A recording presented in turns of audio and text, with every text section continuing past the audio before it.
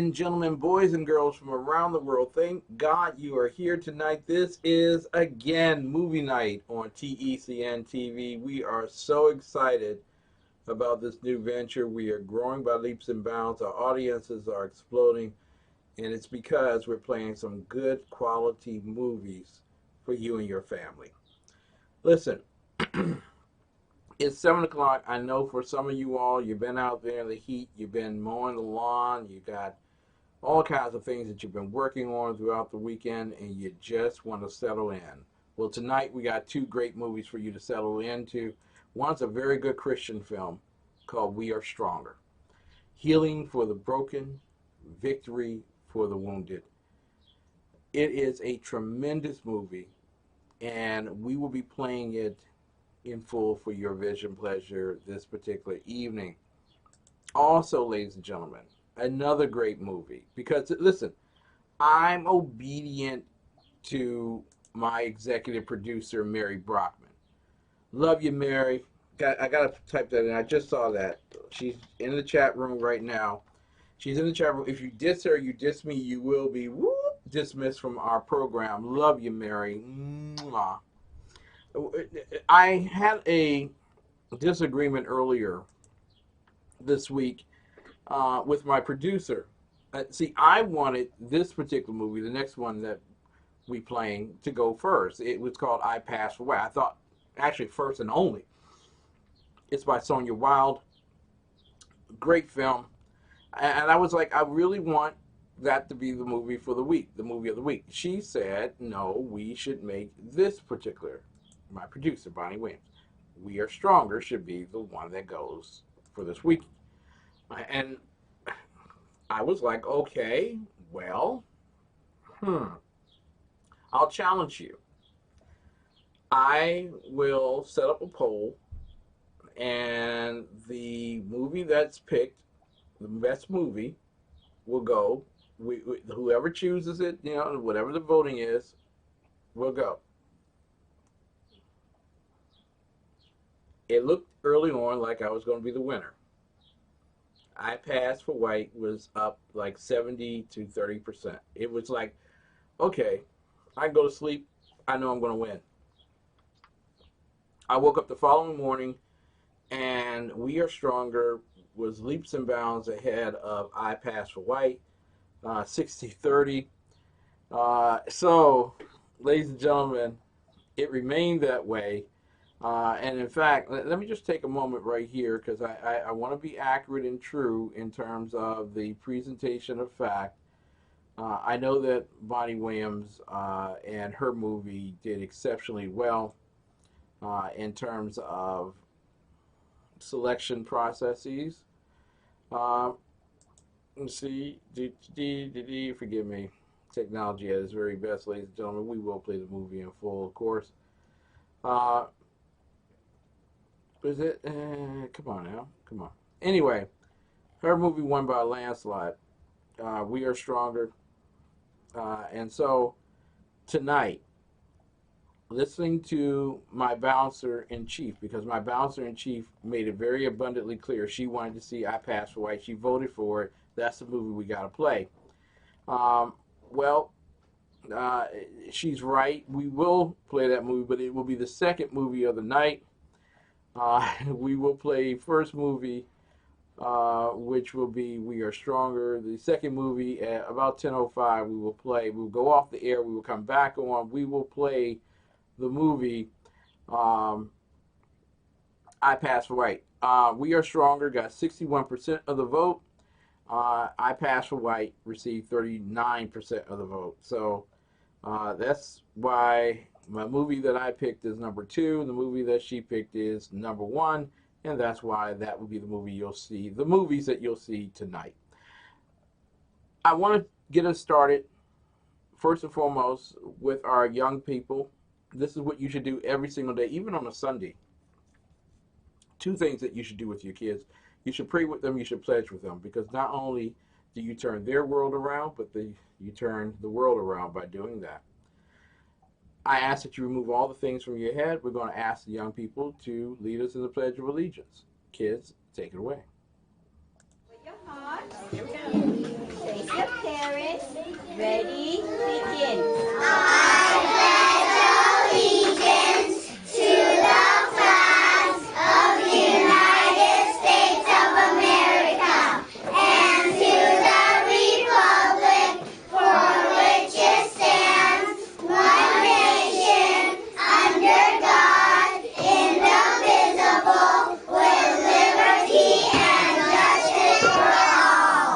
There you go, ladies and gentlemen.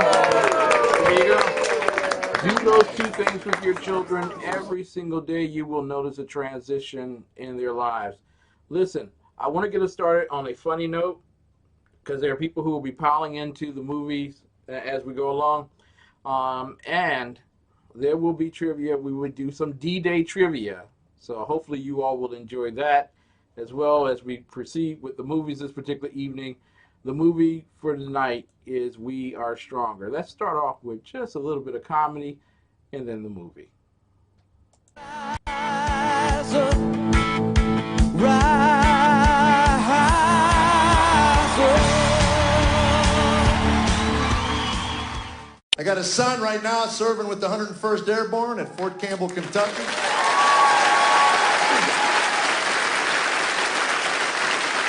Thank you. Thank you for applauding that. Not every audience applauds that. I've had people come to me after shows and say, how did that happen? Started when he was 16. My wife goes, I've had it. Had it. Those are her 2 words. Kids would call me up when I was on the road. Mom said she's had it. What does that mean? Run, that's what that means. She's a lunatic. Run. Had it. Called her, had it. I said, about what? She goes, that boy. I went, because it wasn't me. I said, what about him? She says, I'm tired of trying to shove an education down that boy's throat. Sick and tired of it. He won't get study. He won't do grades in school. He has to take summer school classes. I'm fed up. I don't know what he's going to do when he graduates. He's not going to live here the rest of his life. And I said to my wife, what kind of student were you? She goes, I was awful. I said, well, Lord knows I was awful. What makes you think you and I together would breed a good student, baby? If there's anything to DNA, this boy's right on track. Have you heard him tell a joke? His timing's impeccable.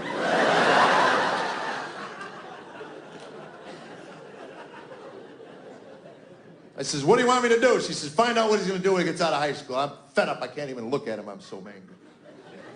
I said, all right, I'll talk to the lad. Call him upstairs. I sit him down at the kitchen table. I said, I'm going to tell you up front, son. Tell you right up front. This is a father-son discussion. Father-son discussion. Your mother wants to know what you're going to do when you get out of high school.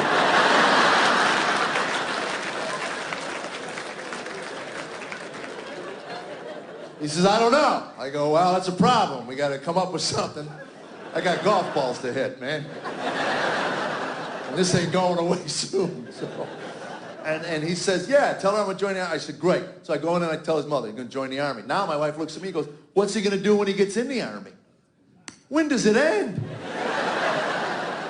I had a wedge in my hand, man. Walk back out. I go, Mom wants to know, what are you going to do when you get in the Army? I'm going to drive a tank. I said, cool. Go back and tell his mother, I'm going to drive a tank. She doesn't say nothing. Walks by both of us into the basement. Comes up 5 minutes later, 40 pounds of newspapers. So what is that? She goes, I want you and that tank-driving boy of yours to go through those classified ads and show me one job for a tank driver.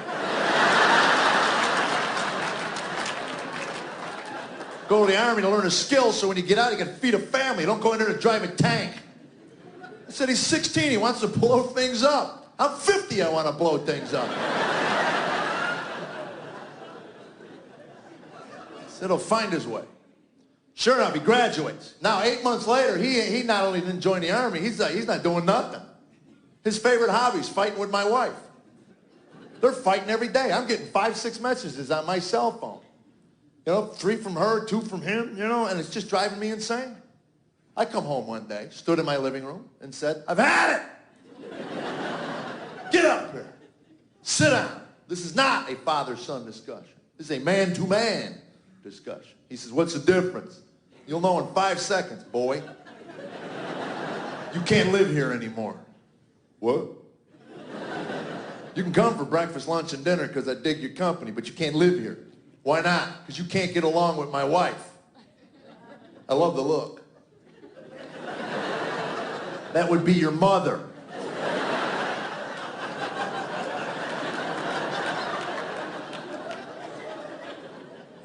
What am I going to do? I go, I don't know. I said, what are you working? Flying J? What are you pulling down? $65 a week? Get your own place.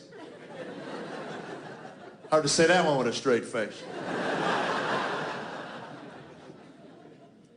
Or you can join the military like you said a year and a half ago. That was what the plan was. I don't care what you do, but you can't live here because I can't take it anymore. I'm going to let some strange man move in my house and disrupt it. I'm not going to let you, just because your DNA is mine, don't mean nothing to me. Comes up about a week later. He goes, I'm going to join the Army. I said, that's a wise decision, young man. Told you that to tell you this. He went into basic training. No idea what goes on in basic training. I never was in the military because I'm a wimp.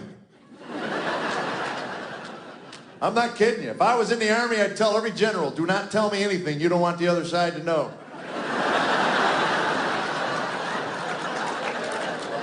Because I'll tell, I will, man. They just threatened me. We're going to rip out your fingernails. I believe you. What do you need to know? You got golf courses in this country? Have no idea what goes on in basic training. All I know is we got a letter from him. Started out, Mom, Dad, I am so sorry. Please, Mom, forgive me for all the trouble I caused you. Dad, send me a Bible. I can't do this without God. They're killing me in here. Dad, I can't take it anymore. My wife started crying. And I'm sitting there going, well, maybe we can call the Army. Tell him he's learned his lesson. He can come home now.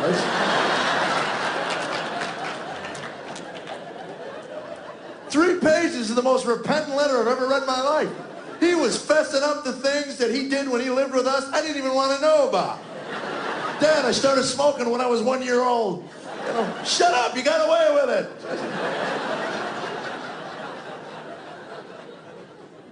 Last paragraph, 3rd page, starts out, well, Dad, I finished my first day. 1 day. My wife said it started when he got off the bus and some guy went, there'll be no TV or video games for 8 weeks. Ah! This is inhumane. Mom, Dad, I'm so sorry, please. Send me a Bible. We picked him up at Fort Knox 8 weeks later after basic training. I couldn't tell you how proud I was of that boy.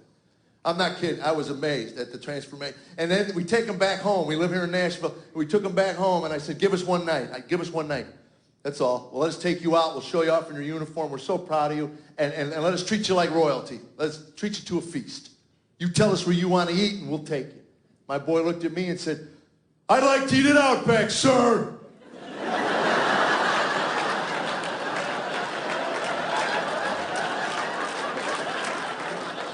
All right. I already got him to do in 8 weeks what I couldn't get him to do in 19 years. Look me in the eye and speak an entire sentence without an and a and a.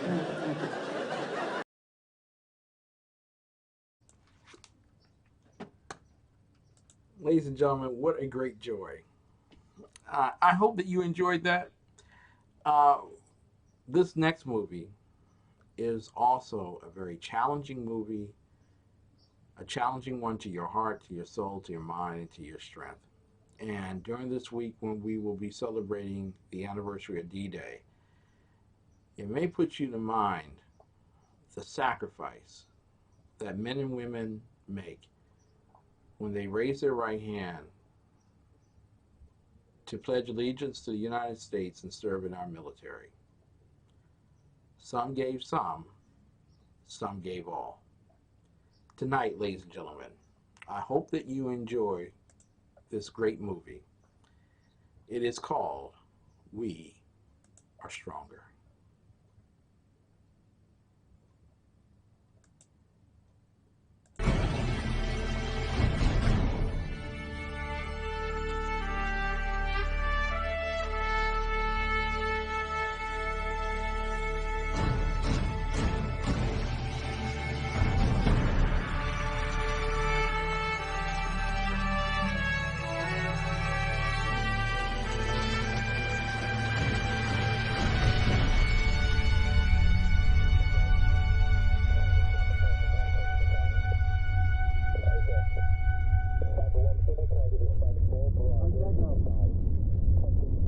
another cat. I thought you told him to get a dog.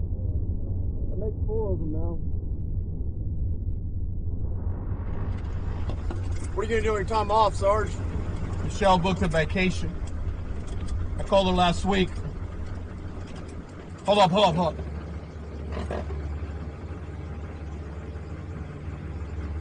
You see that? I do. I'm gonna go check it out. Get ready to call it in.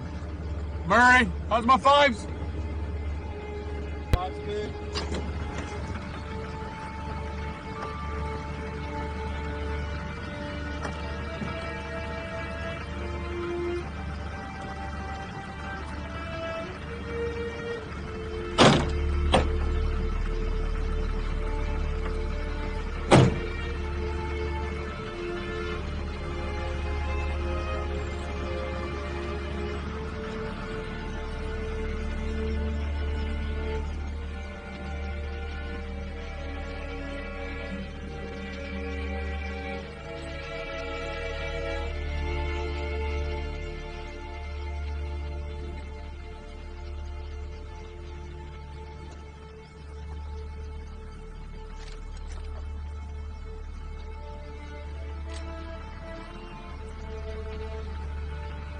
All right, EOD?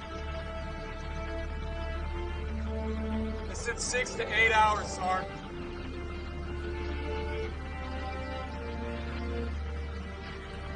Webb, thoughts? I like this way, Sarge.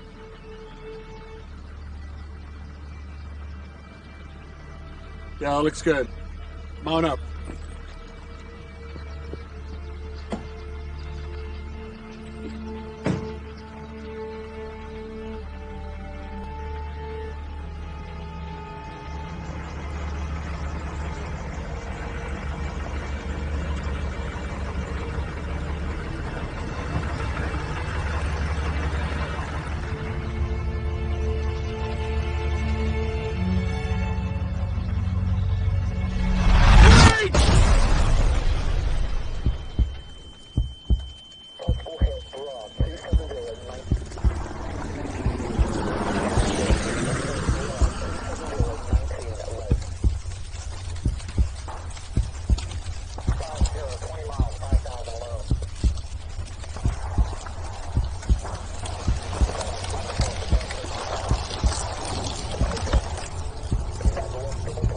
Vic!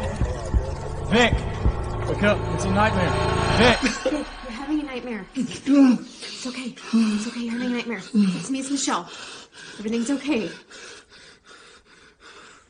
You're okay. Baby, you're okay. You're okay. Why don't you let me help you get back into bed?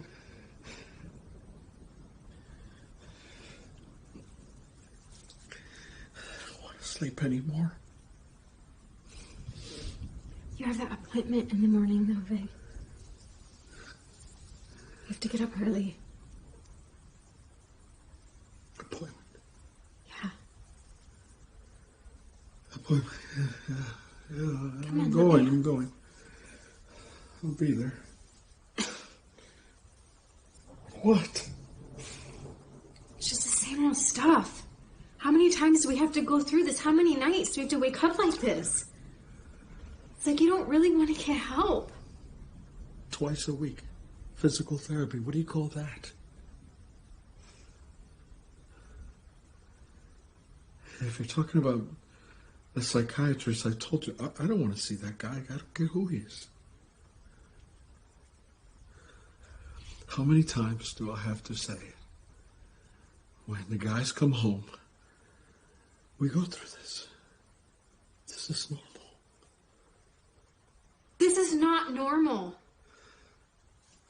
There's nothing normal about this. And he's not a psychiatrist, he's a counselor. You've never been through this. How many times have you gone on a deployment and come home and you've never, ever, ever gone through this? Through what? Through this. The nightmares. The constant sleep problems. And the way you treat me, the way you're treating me right now. All of it.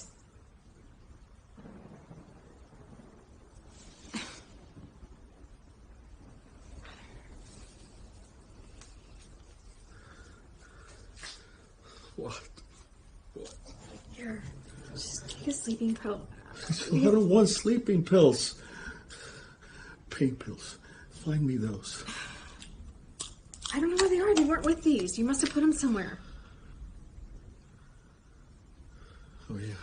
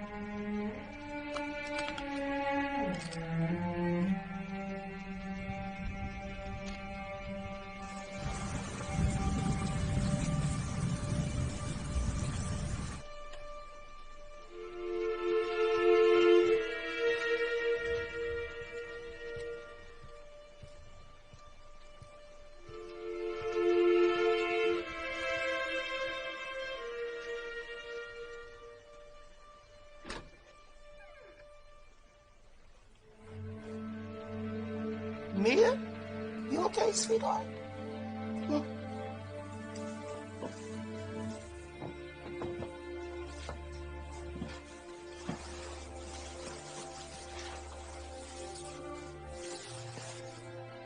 You thinking about the accident? Every time there's a storm, I think about it. Makes me miss my dad all over again. What's that verse about the brokenhearted? One of my favorites. God heals the brokenhearted and binds up their wounds. It's in Psalms. God heals the brokenhearted and Binds up their wounds. binds up the wounds. That's right. Now let's get some sleep, Eminem.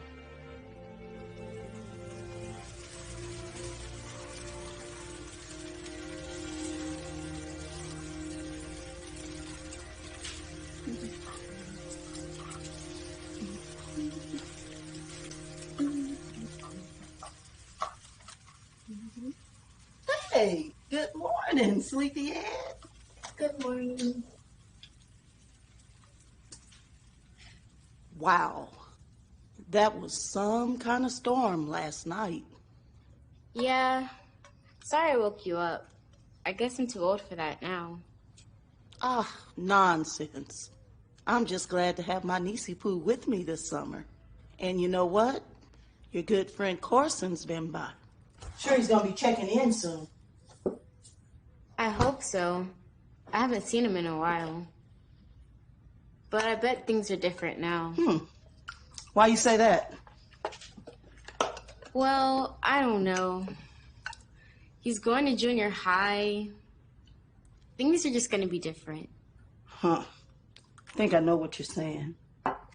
But the Corson I know, whether he's in the community or whether he's at the church, he always gives your auntie this great big warm hug. I like that kid. Yeah.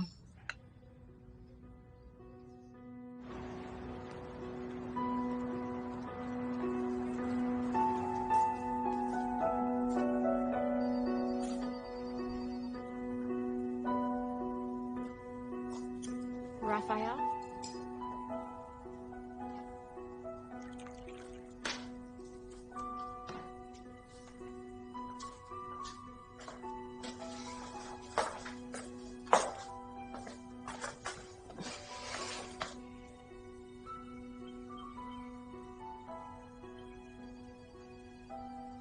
Michelle, who you're talking to?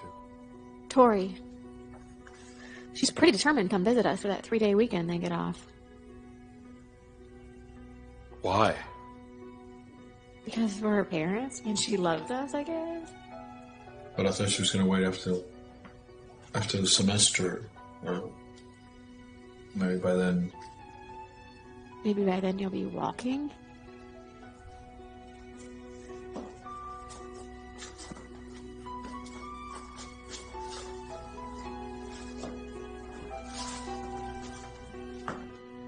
Well, this is just an initial consultation. The three of us will get a chance to talk together, and then I'll get some one-on-one time with Vic here. You're doing exercises with a physical therapist for several weeks? 9 weeks. Good. How's that coming along? It's great. So, you're pleased with the progress? Yep. I don't think we're pleased with the rate of the progress exactly. The rate is fine. Okay. So, you are pleased with the rate of progress, I'm guessing. Are you able to do the exercises at home? Yep. No. Well, not consistently, at least that I've seen. I do them enough. How does your physical therapist feel about your progress? He's fine, I guess. But look, what are we doing? I thought this was going to be about my mental state. It's all connected. Mental, physical, spiritual. Spiritual. Why don't we do this? Michelle, there's a coffee shop in the next building. You can go grab yourself a cup of coffee, relax for a little bit, and Vic and I will get a little one-on-one time. Is that okay? Yeah, I guess. Just be there.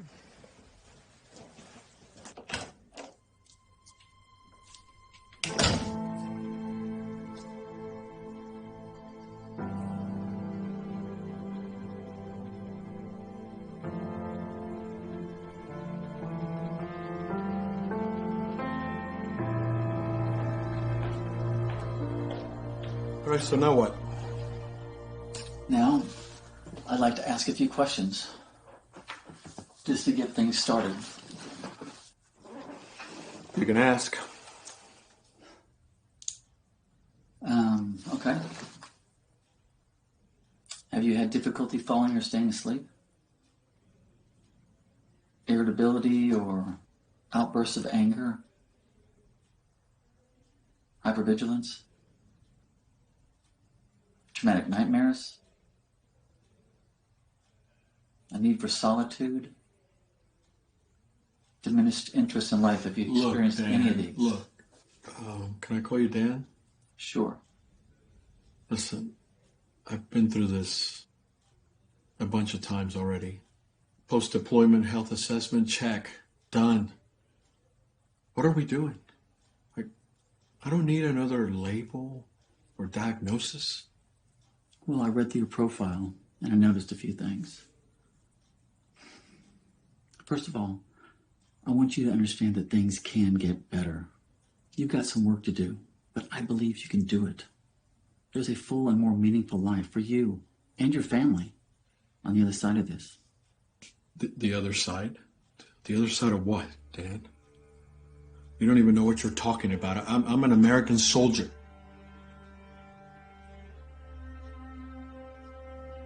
I was a soldier. But now I'm not. You know what I am now? I'm a patient. I'm a burden. I'm what's standing in her way of moving on with her life.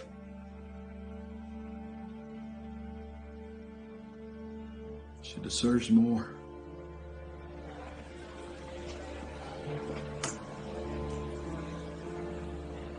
Thank you.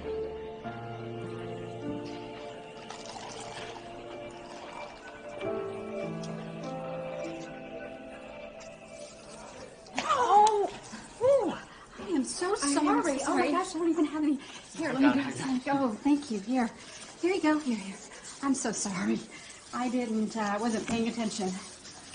Oh, are you okay? Yes, no, I'm fine. Oh, it's okay. Are you okay? It's fine. It's fine. Here, why don't we sit down? I'm sorry. Oh, it's okay. It's okay. What? Are you all right? It's just that one extra thing that puts you over the edge, you know? Yeah, I know. Did you bring someone here for counseling? Yeah, it's the part where you You have to go out of the room while they talk. It's my husband. I know he needs help, but he won't accept any. It's like... he's just given up. Yeah. Is he military? Army. Career. This was his last deployment before retirement. We were supposed to be on vacation right now. And here we are. And he's just... I don't get it. He's done this for over 20 years. And he's always come back fine. But this time it's just... He's just not. He's...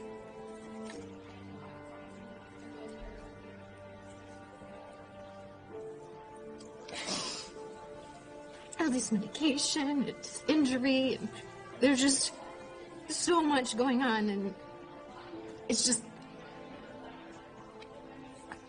I'm sorry. First the coffee, and now I'm just dumping all this on you. I'm not normally like this. This is not... I am so sorry. It's okay. It's all right. Wow. Been there, done that. Hey, I'm Sarah. Michelle. Nice to meet you. You know, you just said something about, there's all this other stuff going on. Are you thinking that might be PTSD or something like that? I don't know. I mean, I've been reading on the internet about that, and maybe, but he just keeps telling me that all of this is normal after combat, and it's anything but normal right now. Right. With time, you're going to be able to move on with your life, with your family, your marriage. More importantly, in a healthy way. Dad, my wife is the one that needs to move on with her life. You and I both know she's staying out of pity. I expected you to say that. Most veterans feel the same way that you do. That's why you need to be talking to other vets right now. Their experience can help you through this. I'm not much of a talker.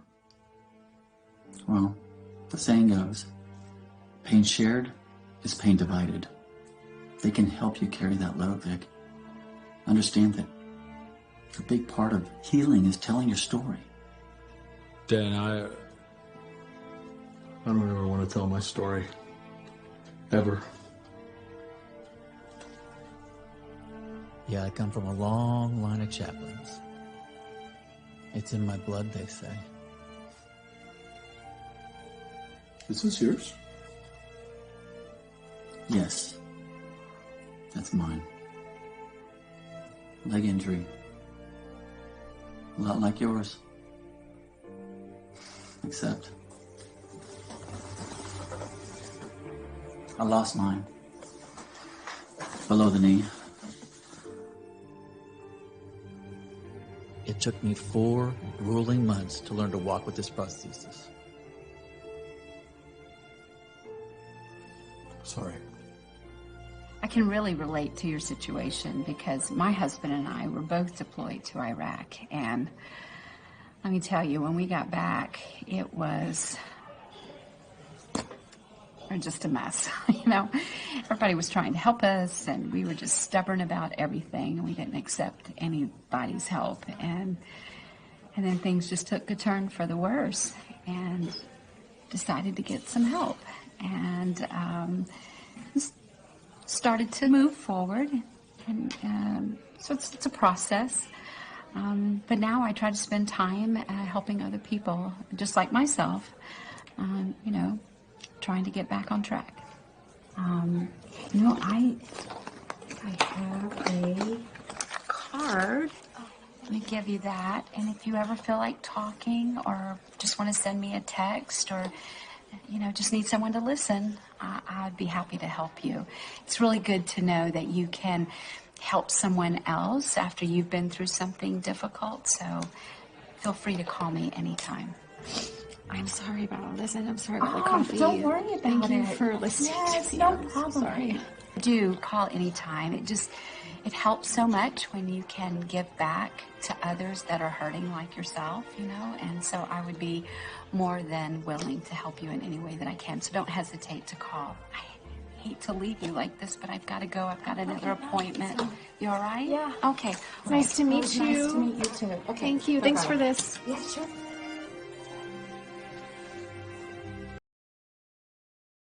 Tell us how you make decisions when the previous CEO is still around, and obviously there is, you know, you have to work together and cooperate.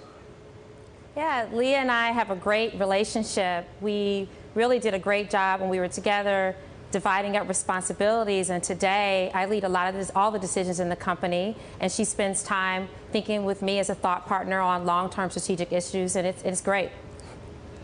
Stacey, you spent nearly a decade at Google with Sheryl Sandberg. What have you brought from that experience to TaskRabbit? I think there's two big things I brought from my Google experience. One is just that scarcity brings clarity, and focusing on the right things, you'll get to great outcomes. And TaskRabbit has been successful in quadrupling our business last year because of that focus. Also, in building a great leadership team. I've built a great team around me, and it's one of the reasons why I love working at the company. We create meaning, we create economic impact, and I get to work with an amazing team. Yeah, how concerned are you with the Silicon Valley economy? We were talking yesterday about Dropbox potentially going public at some point after there had been a down round, or funds had been marking down their value of their investments, and its valuation as a $10 billion company was in question. How, in that environment, do you raise more funding? Because I believe you're trying.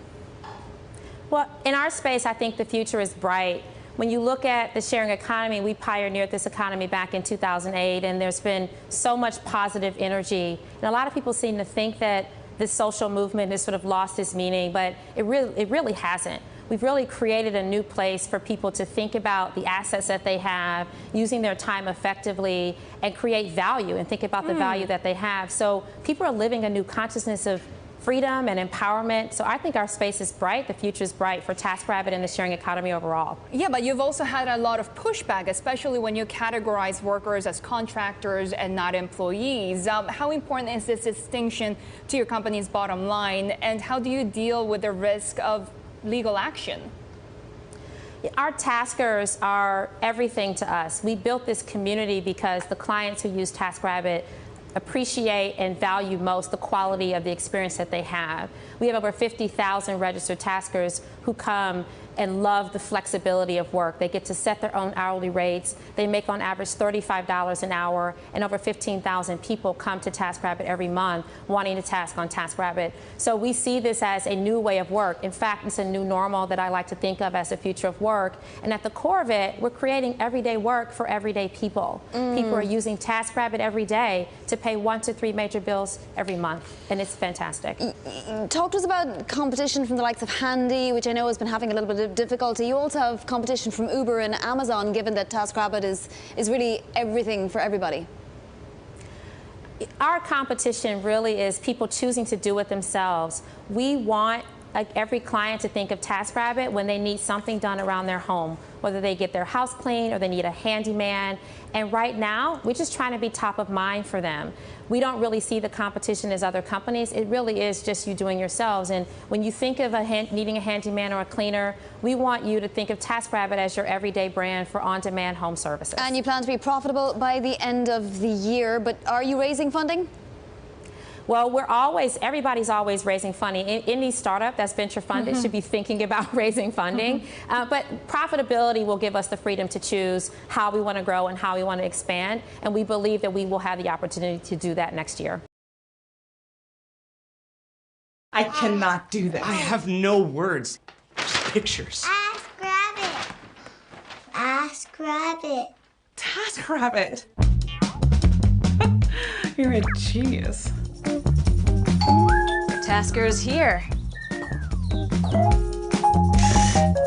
You don't look like a rabbit. You can do anything when you believe in it. Why didn't I think of that? Aloha and welcome to Hawaii Now. Lion Coffee is a brand many grew up with here in the islands, and today we are getting an inside look at where and how this delicious tasting coffee is made.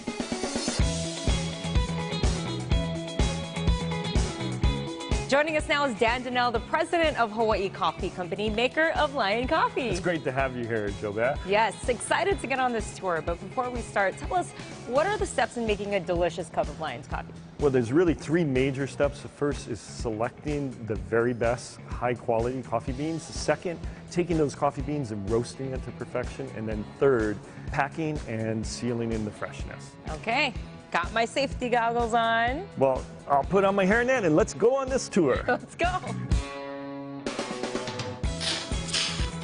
Before we head into the roastery, let's stop here. Aaron, who is a Q grader, which is the pinnacle of coffee tasting, is tasting these samples, and we call it cupping in the coffee industry. He's taking the aroma and the taste and making sure that we have the highest quality coffee. If it doesn't pass here, it doesn't move any further in the process. So this is our green bean storage, and we bring the highest quality beans from around the world and throughout the state of Hawaii. It's all about sourcing great beans and then roasting them to perfection. So after we roast the coffee, we cool it down quickly to stop the cooking process, and then we blow it up into this bin and then drop it.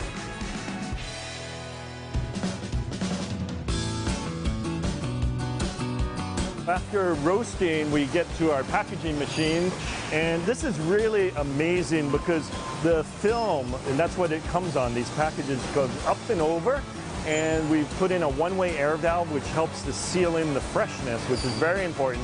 Bags form, it's sealed, and then the product comes right down, fills up the bag, moves along, and we back flush it with nitrogen to really keep your coffee fresh. And then the last most important piece for Lion Coffee is putting on that little gold clip. This is our finished goods warehouse, and the Lion Coffee goes from here to retail locations throughout the state, and it's sent all around the world. All right, Dan, that was such a fun tour. I learned so much. Well, you know, it's what we do every day, which is that quality blends, classic Hawaiian flavors that evoke our home in the islands. Yeah, and it's all made right here in Kalihi. Make sure you check it out at HiNowDaily.com. Cheers. Cheers.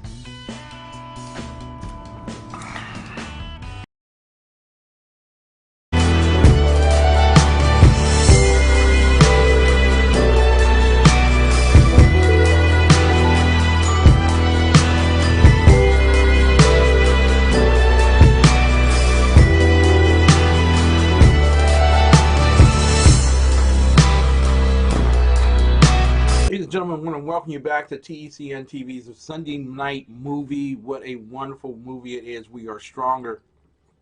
Listen, D-Day is coming up June 7th of this month. 1944, D-Day occurred. We landed at Normandy and we defeated the Nazis. And from that point on, Europe was a little bit more free.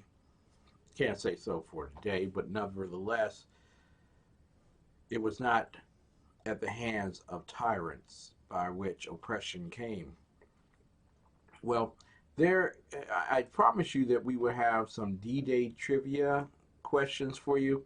Here is one D-Day question that I want to give you before we go back to the movie, and when we come back at the next break, I'm going to give you some time. You can do a little research yourself and find this out for yourself. And we're putting this stuff in the chat room for those who will follow along at home.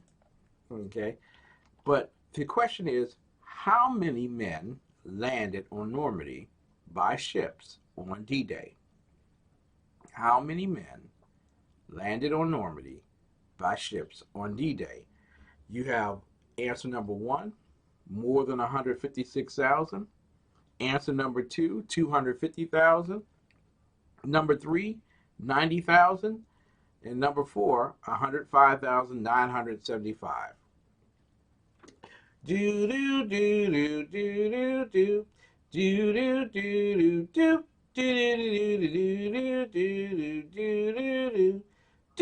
do do do. Done. All right. So, Mary Brockman, my bouncer in chief, said number three was the answer, 90,000.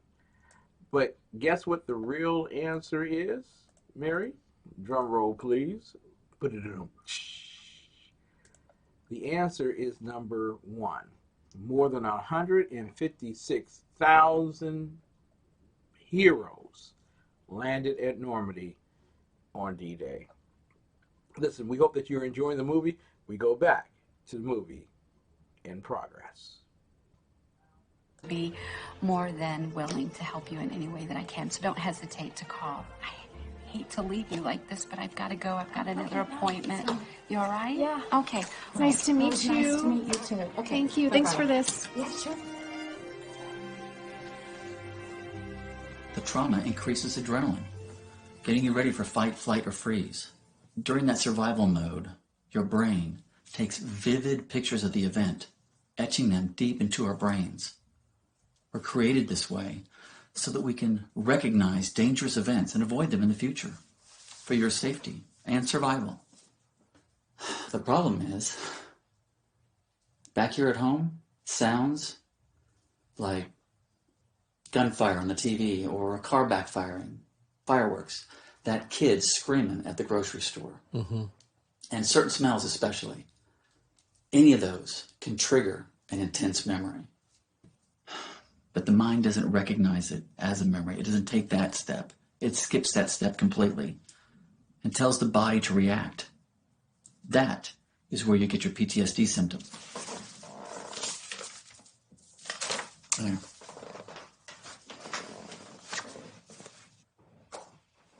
All right.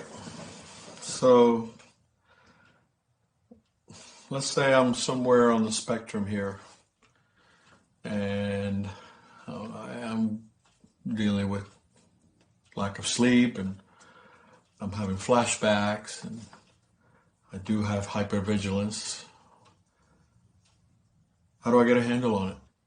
There are several different aspects to recovery, and all of them are vital. First, there's your leg injury. You got to trust your physical therapist and really be committed to doing those exercises at home. Next is the cognitive aspect.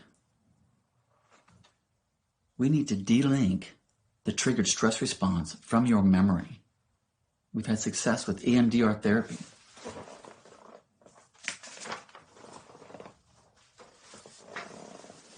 That's something we can do right here in my office. Next, the social aspect. You really need to be around others who truly understand the kind of trauma that you've experienced. Those who've experienced it themselves. Work together, talk, journal. Tell your story, Vic. And just as important, hear the stories of others. It is incredibly powerful. And that leads us to the next thing. I believe this is the most important aspect. The spiritual aspect. Those wounds that you've experienced, they go deep, Vic, to your core, to your spirit. You need to allow the Holy Spirit to minister to your spirit. There's one more thing I need to give you.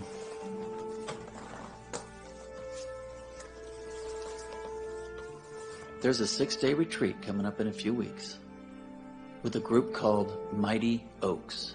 It's vets, just like yourself, and active duty guys coming together to work on healing. It's about a 5-hour drive from here, but I strongly recommend that you consider this. It can really help you. I don't know, Dan. I was kind of thinking why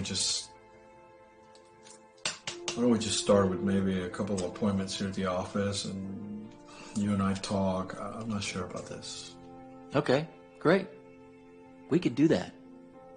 But, like I said, community is important. You really need that social aspect. Vic, I got 2 or 3 guys I'd really like you to meet. We come together, small informal groups, Saturday mornings, 10 a.m. There's no charge. Yes, come in. Emma said you were finished. We're ready? Yeah, we're good. We're ready. You want to carry that? Vic, I look forward to it. Thanks, Michelle.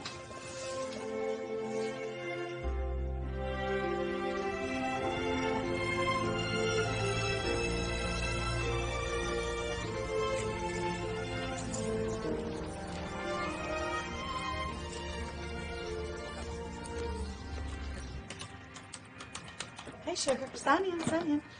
Oh, I'm so glad my dance partner's finally here. Give it up, Roxanne. I never give up, Vic. That is not in my vocabulary. I told you that.